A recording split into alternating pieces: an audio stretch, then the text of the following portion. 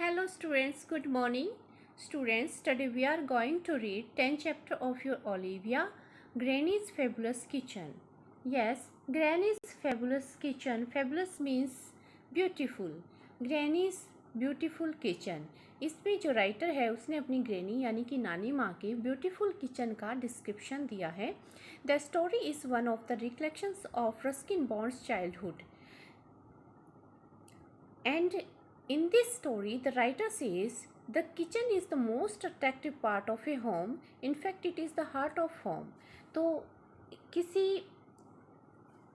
भी कोई भी जो होम है, किसी भी घर का जो है सबसे अट्रैक्टिव जो पार्ट होता है वो किचन होता है. तो राइटर ने इसमें अपनी ग्रैनी के ब्यूटीफुल किचन को डिस्क्राइब किया है. And find out how he remembers the aromas of his grandmother's kitchen. आओ हम फाइंड आउट करें कि स्टिल वो किस प्रकार से राइटर जो है रिमेंबर करता है अपनी ग्रैंड मदर के किचन का जो अरोमास है. अरोमास मीन्स होता है सुगंध यानी कि खुशबू. क्यों जो किचन में से खुशबू आती है वो आज भी किस प्रकार से अपनी ग्रैंड मदर की किचन की खुशबू को याद करता है. तो let's find out and read the story. As kitchen went it wasn't all that big. It जो किचन में जब गए तो वो इतनी बड़ी नहीं थी. It wasn't as big as a bedroom और the living room but it was big enough and there was a pantry next to it. जो किचन में जब गए वो इतनी बड़ी नहीं थी लेकिन वो जितनी बड़ा जो है एक बेडरूम होता है, एक लिविंग रूम होता है, लेकिन फिर भी जो किचन थी वो इनफ थी, पर्याप्त थी. And there was a pantry. A pantry जो होता है वो होता है a place where the food is stored, जहाँ पर फूड को स्टोर किया जाता है.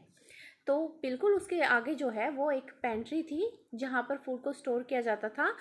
What made it fabulous was all that come out of it. और जो इसे फेबुलस बनाता था, सुंदर बनाता था, ब्यूटीफुल बनाता था इस किचन को, वो था पेंट्री. इसके जो बिल्कुल आगे थी और जो चीज़ें उसमें से निकल कर आती थी. तो उसमें से क्या क्या जो पेंट्री था उसमें क्या क्या ऐसी चीज़ें रखी जाती थी जिससे कि जो किचन है वो काफ़ी ब्यूटीफुल दिखाई देती थी.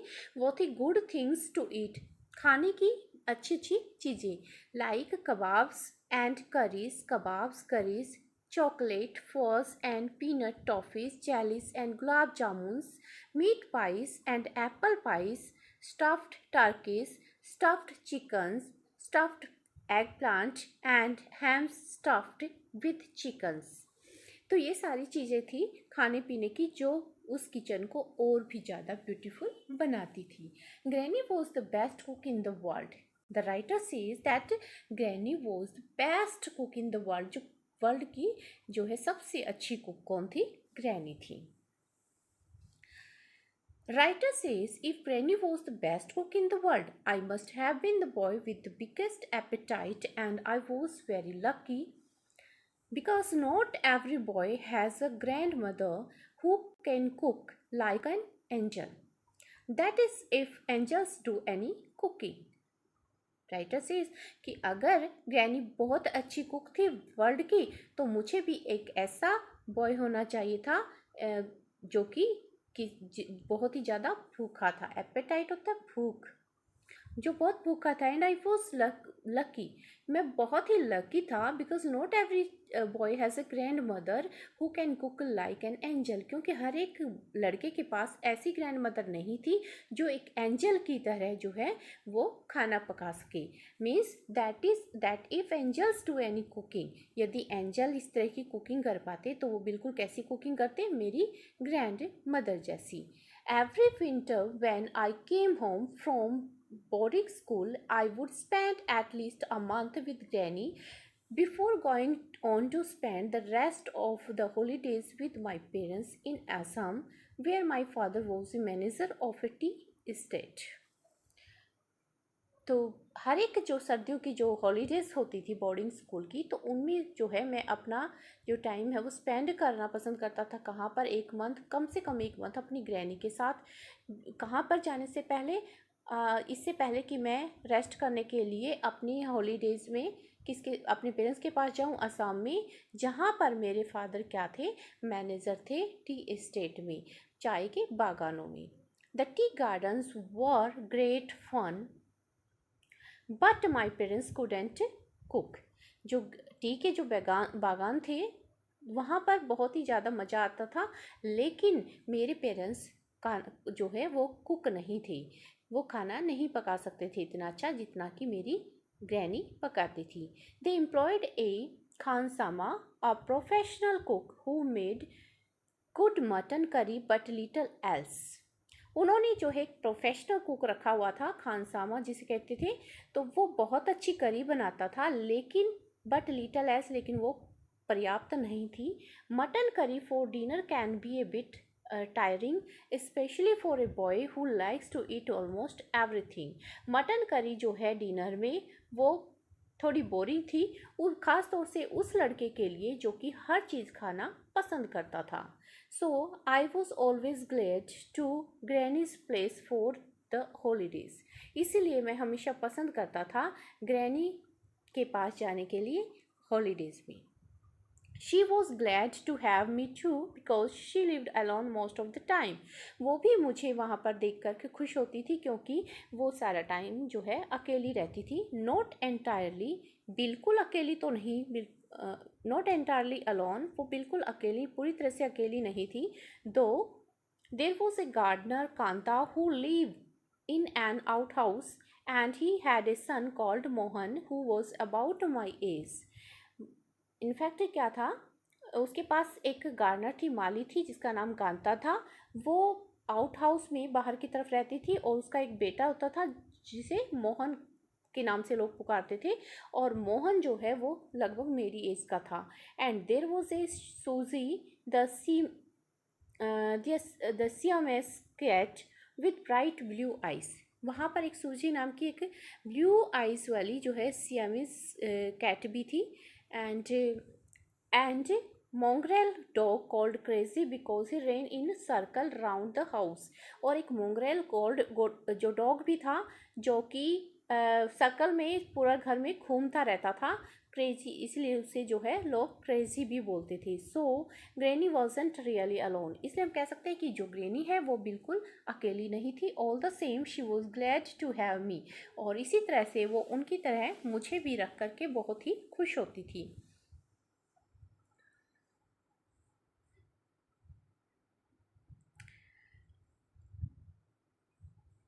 He didn't enjoy cooking for herself. वो अपने लिए खाना पकाना पसंद नहीं करती। She said she had a cook for someone, and although the although the cat and the dog appreciated her efforts, a good cook liked to have a boy to feed because boys are adventurous and ready to um, try the most unusual dishes। जो grand mother है वो कहती थी कि वो अपने लिए खाना बनाना उसे पसंद नहीं था, लेकिन वो दूसरों के लिए खाना बनाना उसे बहुत अच्छा लगता था। हालांकि जो कैट और डॉग थे वो भी उसके खाने की, उसकी जो वो खाना पकाती थी उसके एफर्ट्स की प्रशंसा करते थे, लेकिन उसे जो है लड़कों को खिलाना बहुत पसंद था, क्योंकि वो कहती थी कि जो लड़के हैं वो बड़े एडवेंचरस होते हैं और हमेशा जो है वो तैयार रहते हैं जो अनयूजुअल डिशेज़ हैं उनको ट्राई करने के लिए। Whenever Granny tried out a new recipe on me, she would wait me for comments and reactions, and then make a note in an exercise book. These notes were useful when she tried it out on others। तो granny जो है, जब भी granny मेरे लिए कुछ एक नई रेसिपी ट्राई करती थी तो वो मेरे जो है कमेंट्स की और मेरी रिएक्शंस की वेट करती थी कि मैं उन्हें क्या कमेंट देता हूँ और मेरी क्या रिएक्शन आती हैं, और वो मेरे कमेंट्स को एक एक्सरसाइज बुक में नोट कर लेती थी, जो दूसरों पर जब वो ट्राई करती थी खाना वही सेम रेसिपी बनाने के लिए, तो वो उसके लिए यूज़फुल होते थे। Do you like it, she had asked after I had taken a few mouthfuls. जब मैं थोड़ा सा खाना मुंह में ले लेता था तो उसके बाद वो मुझसे क्वेश्चन पुट करती थी, वो मुझसे पूछती थी डू यू लाइक इट, क्या तुम्हें ये पसंद आया? यस ग्रैन, हाँ ग्रैन, स्वीट इनफ, मीठा है। Yes gran. तो इस तरह के क्वेश्चन जो है ग्रैनी माँ पूछती थी। और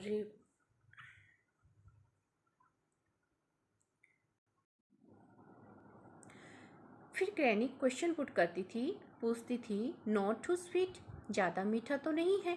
नो ग्रैन, नहीं gran. Would you like some more, क्या तुम और लेना पसंद करोगे? यस प्लीज़ ग्रैन, हाँ हाँ gran. Well finish it of, अच्छा इसे अच्छे से फिनिश करो मम। और इस तरह के जो है कमेंट लेने के लिए इस तरह के क्वेश्चन जो है ग्रैनी मुझसे पूछती थी। Roast duck, roast duck this was one of granny specialities. तो ग्रैनी की जो स्पेशलिटीज़ थी यानी कि विशेषता की, रोस्ट डक वो बहुत अच्छा बनाती थी। The first time I had roast duck at granny's place, मैंने पहली बार जो रोस्ट डक है वो ग्रैनी के जो है घर पर लिया था। Uncle Ken was there too, uncle Ken भी उस टाइम पर वहाँ पर थे। Although uncle Ken had a tremendous appetite and ate just as much as I did, he never praised Granny's dishes. I think this was why I was angry with him at times.